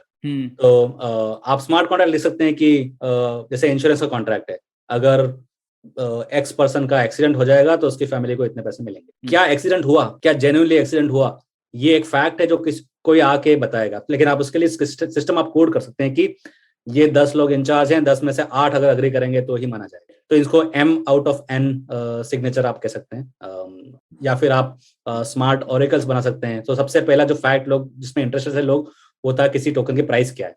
इथेरियम को खुद की प्राइस डॉलर्स में नहीं पता होती, क्योंकि वो डॉलर, इथेरियम और डॉलर का जो मार्केट है वो ब्लॉकचेन से बाहर है। लेकिन आप एक सिस्टम कोड कर सकते हैं कि ये 25 लोग हैं, 25 लोग का जो डॉलर का प्राइस जो बोल रहे हैं उसका एवरेज निकाल लो, ये उसको हम ट्रुथ मानेंगे। तो आप इस तरह से आप उसको रियल वर्ल्ड में मैप कर सकते हैं। सबसे बड़ा जो चैलेंज है वो ट्रांजैक्शन फीस का चैलेंज है।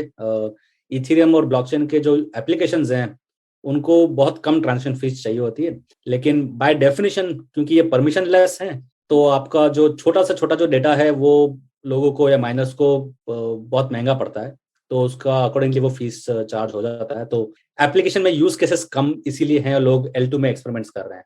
अभी पॉलीगॉन का कहीं तो हैकाथॉन चल रहा है, तो L2 और जो ब्लॉकचेन है उसमें ट्रांजैक्शन कॉस्ट कम होता है, लेकिन आप उसके बदले में जो ट्रस्ट है, जो डिसेंट्रलाइजेशन है, वो आप उस पर कंप्रोमाइज कर रहे हैं। यहाँ पे हम खत्म करेंगे नीलेश, मतलब बहुत ही डिटेल में आपने समझाया, बहुत मजा भी आया सुन के। आखिर में आप आई मीन हमने बोला ही था क्रांति तो हो ही रही है, पर ये अंत इस बात से करते हैं कि ये क्रांति कितनी दूर तलक जाने वाली। तो ये सही में जैसे इंटरनेट आया था और इंटरनेट ने आके पूरी दुनिया चेंज कर दी थी। और शुरू में लोग काफी बोलते थे कि इंटरनेट से क्या होने वाला है वगैरह वगैरह ना। 95 में लोग बोलते थे ना, हाँ ऑनलाइन खाना खा लोगे क्या, तो ऐसा क्या तुम दूसरे लोगों से बात कर सकते हो, तो उससे क्या होगा? हाँ उससे क्या होगा, सिर्फ बात करके क्या कर लोगे, मैसेज एक भेज लिया तो उससे क्या हो जाएगा, है ना। तो अब लेकिन इंटरनेट ने दुनिया चेंज कर दी। तो अब ये जो Web3 है, क्रिप्टो की दुनिया है, ये क्या इंटरनेट में उसी तरीके का चेंज लाएगा जैसा इंटरनेट दुनिया में चेंज लेकर आया था, या मतलब या अभी दिल्ली दूर है? तो पहली बात तो मुझे लगता है इसको रोकना बहुत मुश्किल है। हाँ। जितने बड़े देश हैं वो चाहे बैन कर ले, चाहे यूएस बैन कर ले, चाहे इंडिया बैन कर ले, लेकिन छोटे देशों को इसमें काफी फायदा है। एक तो उनको ये बड़े देशों से बचाने का काम करता है कि गोल्ड पे या कैपिटल कंट्रोल पे जैसी लिमिट लगा सकते हैं, सैंक्शंस वगैरह। यहाँ पे आपका ईरान, अर्जेंटीना, वेनेजुएला, जहाँ की इकोनॉमी के थोड़ा सा भी रिस्क है, और उनको अपने लोगों पे डोमिनेंस करना उतना इम्पोर्टेंट नहीं है जितना कि उनको बाकी बाहर के देशों से लोगों बचने की जरूरत है, डोमिनेंस से बचने की जरूरत है। तो मुझे लगता है कि बंद तो नहीं हो पाएगा। अब इसका कंट्रोल्स क्या हो सकता है? कंपटीशन में ये देखा गया कि गवर्नमेंट्स लॉन्च करेंगे अपने अपने CBDC जो उसमें स्मार्ट कॉन्ट्रैक्ट रहेंगे। वो चाहेंगे कि ज्यादा इकोनॉमी हमारे सिस्टम में रहे, जहाँ पे ट्रेसेबिलिटी हो, टैक्सेबिलिटी हो। और ये बहुत बड़ी प्रॉब्लम है ब्लॉकचेन में, राइट। तो पॉलिटिकल सिनेरियो पे डिपेंड करेगा। मुझे लगता है कि कुछ चेंजेस तो आएंगी। तो एक होता है इसमें कि जो बेसिक आइडिया है, आप हर वेबसाइट में आप पासवर्ड से लॉगिन करते हैं, लेकिन वो बहुत ही पुरानी टेक्नोलॉजी। क्यों? क्योंकि आप पासवर्ड आपको पता है, लेकिन आपको वही पासवर्ड जो आपको पता है और आपका प्राइवेट है वो आपको एंटर करना होता है। वो ट्रैवल करके वेबसाइट तक जाता है और वो चेक करते हैं कि ये करेक्ट है कि नहीं। ये बहुत और वेबसाइट के पास उनका डेटा होगा, ये आपका डेटा। सो टेक्नोलॉजिस्ट जो लोग हैं, ये लोग प्राइवेट कीज यूज करते आए हैं अपने सर्वर्स को मैनेज करने के लिए कई 20-25 सालों से, लेकिन ये टेक्नोलॉजी हम लोगों ने अपने यूजर्स को कभी नहीं दी।